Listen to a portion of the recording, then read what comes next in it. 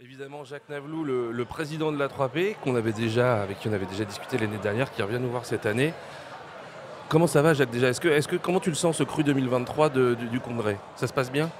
Je ne sais pas si ça sera aussi bien ou mieux que l'année dernière, mais ça sera au moins du même niveau. Ouais, ça a l'air, hein. Tout à fait, c'est parti. On a le même nombre de personnes que l'année dernière, à peu de choses près, avec des conférences aussi de bon niveau sur les sujets d'actualité qui sont l'annexe 1, la validation des procédés. Et puis on a aussi mis à l'ordre du jour un peu les problématiques environnementales Ouais. et de choses qui peuvent intéresser vraiment les directeurs d'usine, comme la baisse des consommations d'électricité. Ouais, ça fait 2 ans de suite, ça.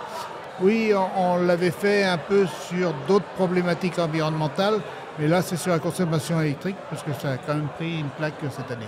Ouais, et puis du coup, ça permet d'allier l'économie, l'écologie. Enfin, Exactement, et tout le monde est gagnant. Exactement. Bon, bah super. Qu'est-ce que tu attends d'autre de ce congrès, ou qu'est-ce que tu peux nous dire un peu sur la 3P en général? Quelles sont les évolutions? Ce que j'attends de ce congrès, c'est que ce soit comme d'habitude, un congrès qui fait la part belle au sujet technique, mais qui n'empêche pas de s'amuser et de créer du réseau. L'ADN de la 3P, c'est d'abord de marier des fournisseurs et des fabricants pour qu'ils soient ensemble pour améliorer la qualité des produits. Ouais. Et la deuxième chose, c'est vraiment de travailler en s'amusant si possible et en étant dans la convivialité. On peut très bien faire les choses en s'amusant. Ouais, c'est ça. On crée cette petite bulle, comme on dit, de convivialité qui permet à tout le monde de discuter. Et ça permet de discuter, ça permet de créer du réseau, et c'est quand même plus facile ensuite pour les gens de se voir et de savoir que les autres ont les mêmes problèmes, et quand ils ont un problème sur leur site, ils font appel à un ami. Eh oui. Et c'est dingue ça, parce qu'on se disait tout à l'heure avec Sama, je crois, il y a des gens qui sont concurrents, etc. Mais quand on est à la 3P, les gens partagent leurs problématiques du quotidien, parce que c'est pas là-dessus que le business se fait. Et finalement, on a tous les mêmes problèmes, autant en parler ensemble, quoi. Moi, je pense qu'on est la seule association capable de faire une chose, juste un exemple. J'ai été responsable pour le conseil d'administration du groupe d'intérêt commun sur le single use. Mmh. Single use, il n'y a pas beaucoup de fournisseurs, il y en a 5 ou 6. Ils étaient tous dans la salle à discuter de leurs problématiques avec les fabricants, tous ensemble, sans se lâcher les secrets commerciaux, mais c'était quand même des commerciaux qui discutaient avec d'autres commerciaux. Je trouve ça, on est les seuls à savoir faire ça. Ouais, c'est vrai, ouais, c'est vrai. Et oui, il a droit. Ouais, c'est ça la 3P en fait. C'est toute cette espèce de petite bulle où tout le monde se cause. Il y a de la convivialité, il y a des bons apéros, il y a des sujets techniques, il y a des. En fait, tout le monde a l'air heureux d'être ici quelque part. Et c'est vrai que c'est pas si évident. Enfin, le congrès à 3P de Biarritz, on n'appelle plus ça le congrès à 3P de Biarritz, on appelle ça Biarritz. Ça veut tout dire. Oui, c'est ça. Et nous voilà sur le stand de Getinge. Alors pour ceux qui connaissent Getinge, anciennement La Calène, etc., vous utilisez sans doute des produits de chez Getinge dans la vie de tous les jours, pour ceux qui bossent sur des isolateurs, sur des portes où vous voulez introduire quelque chose dans une classe A par exemple. Et donc, on a Christophe qui est là sur le stand de Getinge. Bonjour Christophe. Bonjour. En Et fait, on dit Yetinge. on dit Yetinge. Voilà. Ouais, on en apprend des gens. Donc on dit Yeti. Jetinge, comme certains. Jetinge. Oui, il y en a. Ah non. Ou de thé. Donc Ça on dit- arrive. on dit Yetinge. Ah, Yetinge. Eh, moi je dirais plus jamais Getinge. Voilà, breaking news, Getinge ne s'appelle pas Getinge. C'est beaucoup Getinge quand même en France. c'est ça. Et donc du coup, Getinge fait entre autres, alors historiquement, et ça on va en parler un peu, les fameuses DPTE, les portes DPTE. Alors qu'est-ce que ces portes DPTE pour ceux DPTE? Ça veut dire double porte de transfert étanche. Donc là, on est à l'intérieur de l'enceinte stérile. Ouais. Là, on est à l'extérieur. Donc là, on a la partie bêta, qu'on appelle bêta, conteneur. Donc ça se décline en polyéthylène, en inox, autoclavable, dans différentes matières. Et aussi, après, l'histoire des bêta bags, donc on pourra en parler aussi. Et donc pourquoi on appelle ça double porte? Parce qu'on a donc une porte, un joint et une bride. Et donc on a une porte, un joint et une bride. Et donc le système fonctionne par une rotation de 60 degrés. Et ensuite, donc, on vient ouvrir. Et ici, on découvre la double porte. La porte du conteneur, elle est solidaire maintenant de la porte de la bride de cellule. avec le joint qui fait l'étanchéité. Et ici, on a le joint qui fait l'étanchéité. Et là, mon conteneur est verrouillé. Tant que la porte n'est pas fermée, on ne peut pas retirer On le peut pas bêta bag l'enlever. ou la partie. Et aussi, autre chose que je ne vous ai pas montré, c'est que forcément, si on ne met pas le conteneur, on ne peut pas ouvrir la porte. on ne peut pas ouvrir la porte. Sinon, c'est pas logique. Et donc, alors moi, j'ai tendance à expliquer, parce que je l'ai déjà expliqué même en formation à des gens comment fonctionnait le système, moi qui ne bosse pas chez Getinge. Mais j'ai tendance à dire, en fait, ça crée une sorte de petit couloir stérile. On a quelque chose de stérile à l'intérieur de cette boîte. On a quelque chose de stérile dans cet environnement-là. Exactement. Ça crée comme un couloir stérile qui permet du coup d'assurer la stérilité de ce qu'on rentre dans un isolateur ou dans un équipement. Oui, là, on a des cartes de visite stériles, par exemple. Waouh, ça c'est la classe. J'ai pré-stérilisé avant. Et puis après, on a donc ce qu'on appelle des PTE bêta bags, qui sont les petits sacs dans lesquels on met des joints de piston, des bouchons pour alimenter sur les lignes de remplissage. Ouais. Ça a été inventé il y a 60 ans par un ingénieur. Ouais. Il a inventé le système des PTE, qui au début était pour le nucléaire, qui après est passé en la pharmacie en 1972. Et donc c'est français. Et c'est purement français. Et ça, c'est exporté dans le monde entier maintenant. Français, exporté dans le monde entier, plus de 45 000 dans le monde. Système alpha installé. Alors les bêtas, j'en parle pas parce que c'est... Oui, il y en a des millions et des millions, ouais, bien sûr. Bêtas complets, Et on a sorti un nouveau système maintenant, le EXO. Le EXO, c'est à ouverture extérieure, c'est-à-dire que je n'ai plus besoin d'avoir une poignée ici et un gant pour aller à l'intérieur. Je fais tout de ce côté-là. Il est là. Ah oui, d'accord. Porte Alpha EXO, c'est un système automatique qui permet sur les lignes de remplissage, vous savez que moins il y a de gants, mieux c'est, plus facile à nettoyer, plus facile à biodécontaminer. Donc on a sorti ce système-là l'année dernière qui permet de manipuler tout à distance. Vous en savez un peu plus sur le système des PTE qui est quand même communément admis dans l'intégralité des industries qui font du stérile ou du propre. Exactement. Donc merci beaucoup pour toutes ces infos. Nous sommes sur le stand de ILC Dover. Enchanté, bonjour, très heureux de vous recevoir sur mon stand. Merci, ça fait plaisir. Qu'est-ce que ça fait ILC Dover? Qu'est-ce que vous faites? C'est quoi le domaine d'activité? Alors, ILC Dover, historiquement, c'est la société qui a ramené la notion de confinement dans l'industrie pharmaceutique. On a été acteur de confinement des premiers bonhommes qui ont marché sur la Lune dans le programme Apollo et à la demande d'un grand nom de l'industrie pharmaceutique. Un soir de dîner cocktail aux États-Unis, les PDG se sont croisés, il a dit puisque tu sais confiner les bonhommes qui marchent sur la Lune, viens confiner mes opérateurs qui respirent de la poudre toxique. Ça s'est vraiment passé. Conclusion, il faut faire des dîners pour faire avancer le business. Autour d'une bonne bouteille. Voilà, évidemment, c'est ça la conclusion. Et oui, Voilà. on avait parlé avec ILC Dover qui a fait vous aviez une fois les costumes de la NASA et tout ça. Ouais. Encore maintenant, les costumes de NASA sont fabriqués par ILC Dover. Exceptionnel. Voilà. Du coup, on fait tout ce qui est transfert de poudre, manipulation de high potent, conditionnement, échantillonnage, pesée, chargement de réacteurs, chargement de presse à comprimer, enfin toutes les machineries pharmaceutiques qui ont besoin d'être confinées en entrée-sortie. Nous, on sait le confiner, c'est quasiment du sur-mesure. Il n'y a pas de catalogue, c'est du sur-mesure. Oui, évidemment, là on est dans une thématique précise, une toxicité précise, un process précis, évidemment. Absolument. Okay. Alors, par exemple, cas concret pour une entreprise où tu as travaillé dans le passé, ils nous ont appelés, ils ont un sécheur, au secours, viens, on a un problème avec ce sécheur, il faut venir confiner le sécheur. Donc c'est vraiment du cousu humain. On fait l'isolation autour d'un process existant. Donc ce n'est pas le process qui s'adapte, c'est nous qui nous adaptons. Et alors, cette année, une petite nouveauté. Enfin, je ne sais pas si c'est une nouveauté de cette année. C'est la deuxième année. C'est la deuxième année. Mais c'est toujours nouveau. Voilà. Alors moi, ça en général, je l'emmène en festival pour aller voir les groupes de rock. Et puis je dors à l'intérieur. C'est un isolateur qui est aussi petit qu'il soit, aussi efficace que petit, équipé d'un filtre EPA. Donc ça permet de l'ouvrir par le zipper sur le côté. Ça crée une barrière et l'opérateur peut faire des petites opérations de mélange, de pesée, de prélèvement de façon GMP propre de manière à ne pas contaminer la paillasse ou le labo. C'est l'entrée de gamme, c'est la première marche vers le confinement protection process ou opérateur. D'accord. Après, on peut aller jusqu'à stérilité, jusqu'à des Rolls-Royce Bien sûr, en ouais. termes de confinement. Très bien. Quand on veut de façon sécure ouvrir un flacon alors que l'opérateur n'a pas à respirer ou être en contact avec, cette barrière-là, en polyuréthane, fait parfaitement l'affaire. Pour le labo aussi. C'est grade labo. C'est absolument. vraiment grade labo Des pour petits eux. labos, des petits lots et des petites quantités R&D ou labo. On n'est pas dans la production industrielle. Hein. Ah oui, c'est bien vraiment R&D et labo. Ok, super. Bah, super. Et comment ça s'appelle ça? Ça s'appelle Solo Lab. Ok. Solo Lab. Alors Solo, parce que cet isolateur est fabriqué par notre filiale anglaise qui s'appelle Solo Containment, qui est spécialiste de tout ce qui est isolateur.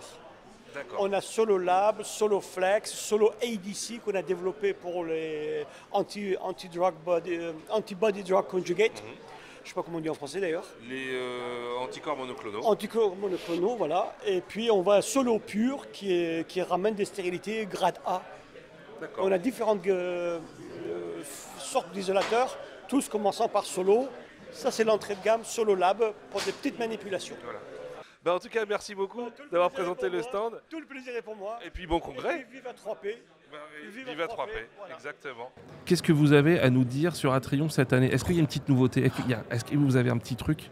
On peut dire est assez nouveau dans le secteur qui s'appelle Kernelis, qui a une solution Initiant qui va évaluer les systèmes qualité de manière exhaustive et granulaire vis-à-vis des exigences réglementaires et nous sortir des rapports dans un délai très court, c'est-à-dire qu'il faut un petit quart d'heure pour évaluer 1500 docs. Ouais, on en avait déjà parlé de Kernelis et on avait déjà eu une démo, notamment c'était à un congrès de l'industrie du futur de Paul Pharma qu'on avait fait à Chartres l'année dernière ou il y a 2 ans. C'est ça.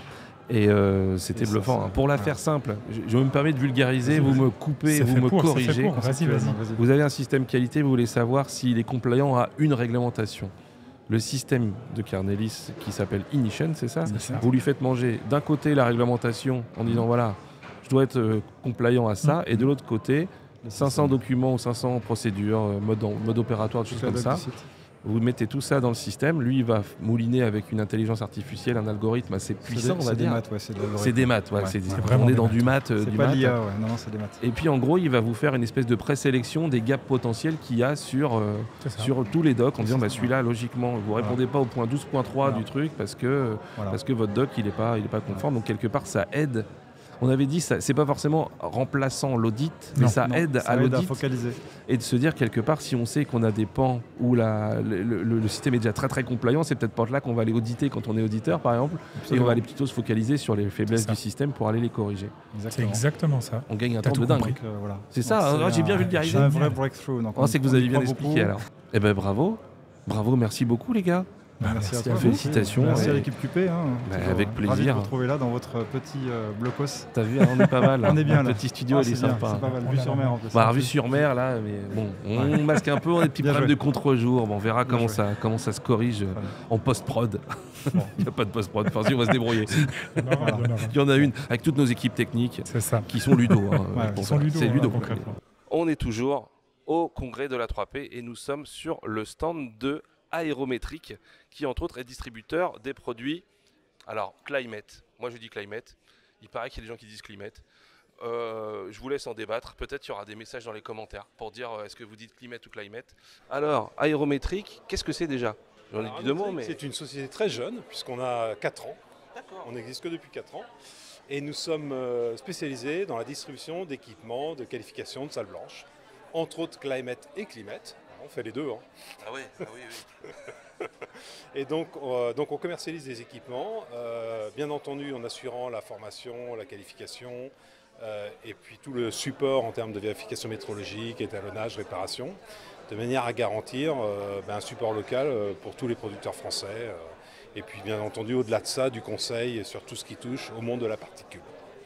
Voilà. En particules et particules, donc viables et non viables du coup. Viables et non viables, puisque de plus en plus on les différencie de moins en moins et si on peut avoir les deux en même temps, c'est pas plus mal. Exactement. Alors du coup, on va parler aujourd'hui d'une petite nouveauté ou quelque chose qui est un petit peu différenciant, on va dire, chez Aérométrique ou chez Climate. C'est quoi ces deux compteurs? Alors, Climate a bien entendu depuis longtemps fabriqué des compteurs de particules et des aérobiocollecteurs. Et en fait, ce qu'on s'est rendu compte, que finalement, sur les sites de production, les personnes qui font les prélèvements particuliers et microbiologiques sont souvent les mêmes. Donc le principe, c'était de dire, afin de simplifier le travail des opérateurs, voilà, on est toujours orienté à la simplification des choses, qu'ils mettent à développer des équipements qui ont des interfaces identiques, ce qui permet finalement, quand on écrit des procédures, des SOP ou autres, d'avoir quelque chose qui soit facile à réaliser. Et en termes de formation, pour les opérateurs, ça devient très naturel d'utiliser un compteur de particules ou un aérobiocollecteur.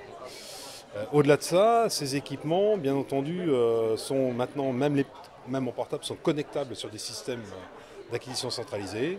De plus en plus, les clients regroupent ça sur des LIMS, sur des outils internes. Et le fait finalement d'avoir des équipements qui ont des protocoles qui ne sont pas identiques, mais qui sont finalement dans la même démarche, simplifie l'intégration sur les systèmes existants de nos clients. Voilà. Oui, ça évite des erreurs humaines aussi. Enfin, ils sont habitués à l'interface, on va dire, et quelque part, les techniciens vont être habitués à l'interface et à l'utilisation des deux systèmes. Oui, alors ce qui a changé, c'est que depuis très peu, avant, la partie aérobiocollecteur, on faisait du prélèvement, on récupérait la gélose et puis on se contentait de ça. Et maintenant, finalement, il va falloir tracer le prélèvement, c'est-à-dire pouvoir démontrer qu'on a bien fait ce prélèvement, telle date, telle heure, par qui, à quel endroit. Et donc finalement, c'est-à-dire qu'il va falloir collecter de la data. On retrouve dans les conditions identiques d'un comptage de particules. Donc finalement, il faut pouvoir maintenant interconnecter ces équipements à des équipements d'EMS existants. Donc là, le réactif, on va avoir qui l'a fait, à quelle heure, avec un audit trail, un peu comme pour un compteur de particules classique, on va dire, qu'on a plus l'habitude de voir. Ouais. Toutes les mêmes fonctionnalités, on a la traçabilité, on a les confirmations, et finalement, on a la garantie de pouvoir démontrer à tout moment ce qui a été fait, par qui, où, avec l'audit trail, puisque l'audit trail est intégré maintenant en natif sur ces équipements depuis peu, hein, c'est que sur ces nouvelles générations. C'est la data integrity qui est passée par là, évidemment. C'est la data integrity, c'est la cybersécurité, c'est tous ces sujets qui font que, d'ailleurs aujourd'hui, nos interlocuteurs sur des projets, les premiers interlocuteurs que l'on a, c'est l'IT. Avant même d'avoir les utilisateurs ou les demandeurs, pour garantir finalement l'intégration aisée de ces équipements. Et nous nous arrêtons maintenant chez Christophe, quelqu'un de forcément bien, qui travaille chez Give & Tech. Bonjour Christophe. Bonjour Christophe. Ça va bien? Très joli prénom. Toi aussi. Alors, est-ce que tu peux nous en dire un peu plus sur Give & Tech? Qu'est-ce que vous faites? Dans quel domaine vous exercez? Avant de nous parler un peu plus précisément de ce gant et de ce testeur de gants qui nous a un peu intrigués. Alors en deux mots, Give & Tech, c'est l'agent français de Lighthouse Instruments, Plumat, Stilco et Tema Synergy, dont on commercialise des produits. D'accord. Donc tu es distributeur et commercialisateur de toutes ces marques-là. Dans les pays francophones et hispanophones, on va dire. Donc France, Belgique, Suisse, Espagne. Ok. Et donc, Tema Synergy, entre autres, fait ce testeur de gants. Tema Synergy fabrique des isolateurs et forcément des testeurs de gants. Et donc on présente notre dernier testeur de gants au congrès, puisqu'on l'a présenté pour la première fois aux Journées Technologie Barrière d'A3P. C'était la première fois en France qu'on le montrait. Et là, c'est la deuxième fois pour le congrès. Alors, qu'est-ce qu'il a de nouveau? Moi, je le dis de ce que je vois un truc avec une tablette, avec des paramètres, tout ça. Je me dis, ça a l'air technologique, ça sent la data integrity, ça sent les datas qu'on manipule, qu'on met dans quelque chose. C'est exactement ça. Ça fait 15 ans que Tema Synergy fait des testeurs de gants. Ouais. Donc toute la partie vraiment relative au test, elle n'a pas vraiment changé. Hein. Tous les circuits pneumatiques, etc. sont intégrés. Ce qui a vraiment changé, c'est la dalle tactile. Alors, on avait avant un vieux clavier à touche qu'on a remplacé par cette dalle. Ouais. Et en fait, il y a un mini PC embarqué derrière. Donc il nous permet vraiment de s'appuyer sur l'Active Directory de nos clients et de garantir... Connecter l'Active Directory, le compte pour chaque personne, chaque utilisateur a son compte, on sait quand est-ce qu'il a fait son test, comment ça s'est déroulé, est-ce qu'il est conforme, tout ça. Exactement. Et donc, alors comment ça se passe quand on vient connecter, parce que j'imagine qu'on n'a pas une tablette devant le gant en permanence, sinon on ne va pas pouvoir mettre la main dans le gant. Alors, généralement, le gant se présente comme ça. Oui, on est d'accord. Ça ressemble plus à ce qu'on voit, à ce qu'on a d'habitude dehors. Et quand je veux tester mon gant, je vais juste cliquer sur l'écran et c'est super intuitif. Il me dit appuie sur les deux boutons pour connecter. J'appuie sur les deux boutons pour le connecter, ce qui au passage m'oblige à le garder dans les mains et à ne pas le faire tourner par terre. Là, il pressurise. Voilà. Et une fois que le premier joint est gonflé, il est sur le gant et puis il se débrouille tout seul. Du coup, là, il va souffler. Là, du coup, il va gonfler le gant. Et après, c'est du test de gant comme on le connaît, quoi. Une phase de gonflage, une phase de stabilisation, une phase de test. Ok, ouais. Ok. C'est génial, c'est génial. Et donc du coup, tout ça, ça va être connecté à un Active Directory, à une base de données derrière pour nous dire est-ce que le testeur, il a on le voit ici, il a une connectivité Wi-Fi, donc une fois qu'il aura fini son test, il va remonter au serveur son résultat de test. Ok. Et l'utilisateur peut même voir sur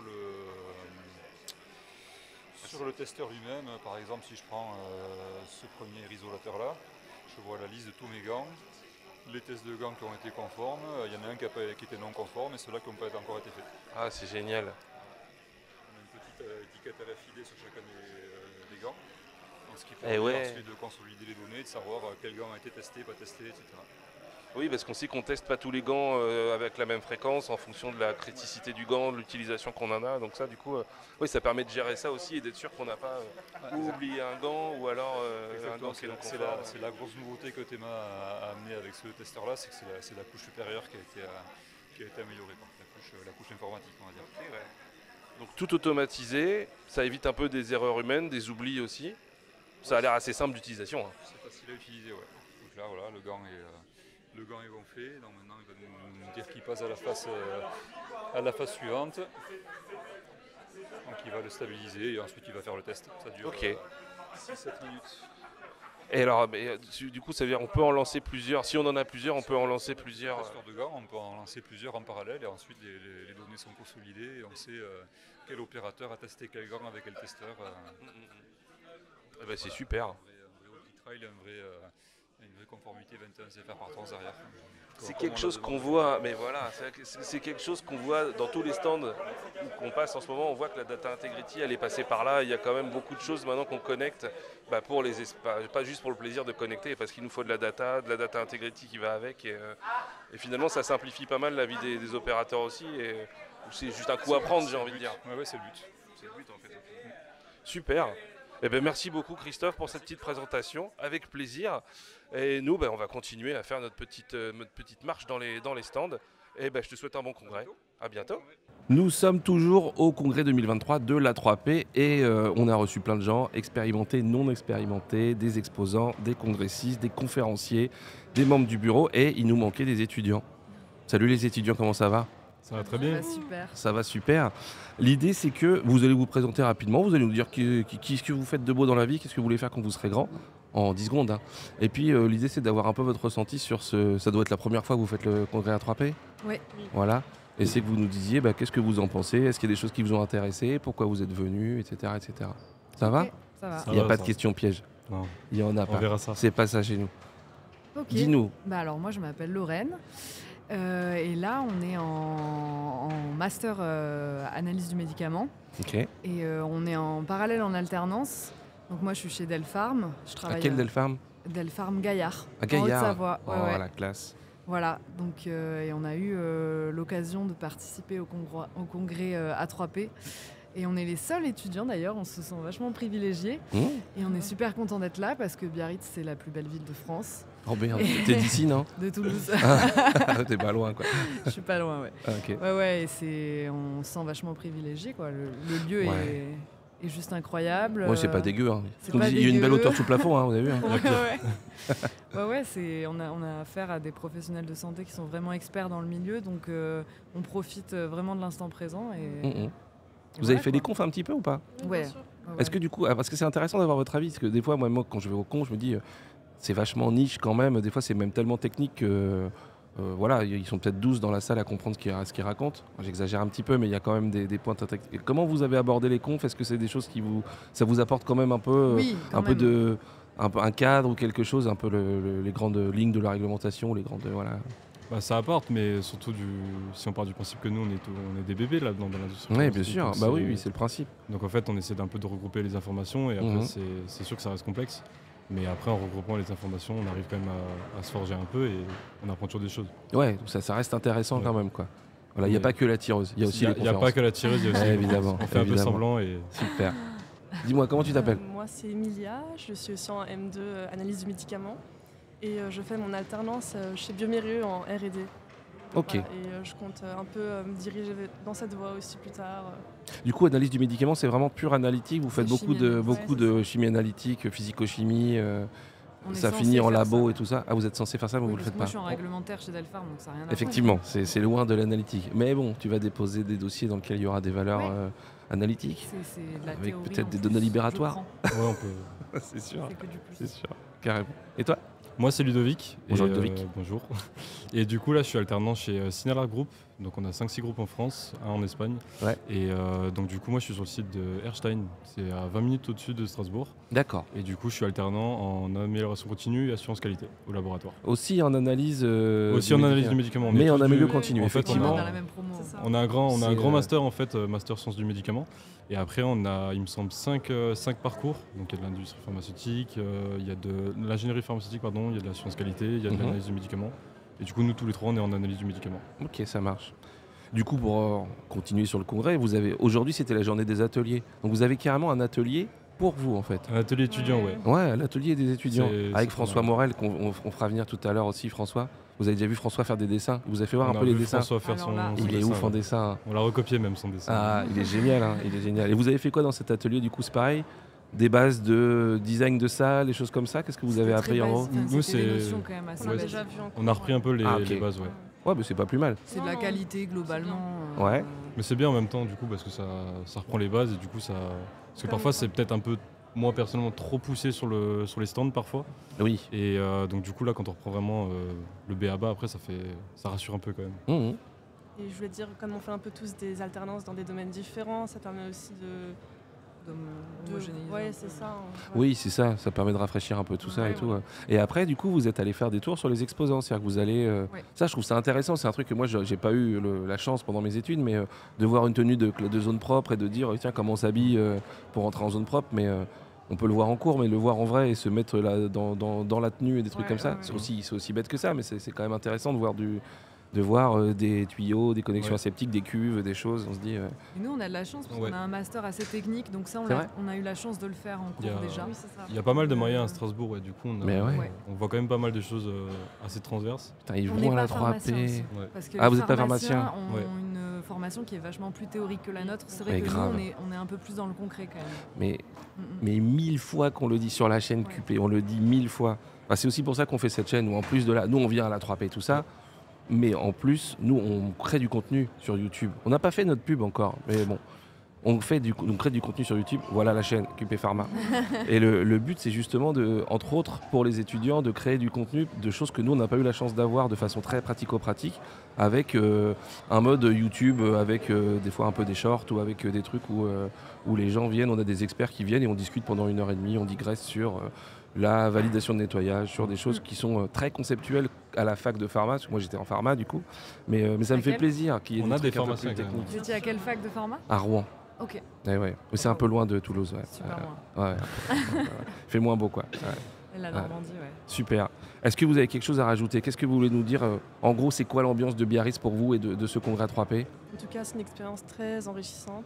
Ouais. On est très heureux d'être là, on a beaucoup de chance, on se sent vraiment reconnaissant et que du kiff, que du bonheur. Ouais, c'est du kiff. Ouais. Hein. Franchement, c'est cool. Hein. Il y a la plage pas loin aussi après, donc Il y après a le la congrès, ça. Tu vas faire un petit surf après et tout, toi? C'est C'est programmé, prévu, c'est ouais. programmé. C'est vrai ouais. Ouais, ça a été programmé. Hein. Franchement, il n'y a pas trop de vagues, mais quand même, il fait beau et tout. Ouais, ça. mais il y en a qui doivent Non, mais apprendre. nous, donc, on sait pas vraiment. Ah, vous allez tous les trois faire à taper un petit surf après Ouais, là? carrément. Oh, t'as Avec toute raison. la promo, c'est. Ouais, ouais. C'est vrai? Oh, ça va être trop bien. Ouais, Eh, putain, on a- mais faites des photos et tout, t'imagines? Non, mais c'est. Ça va être Ça va être riche. super. Eh ben ouais. Bon ben voilà. Donc des étudiants jusqu'aux vieux, aux expérimentés, à tout le monde kiffe en fait être ici. Hein.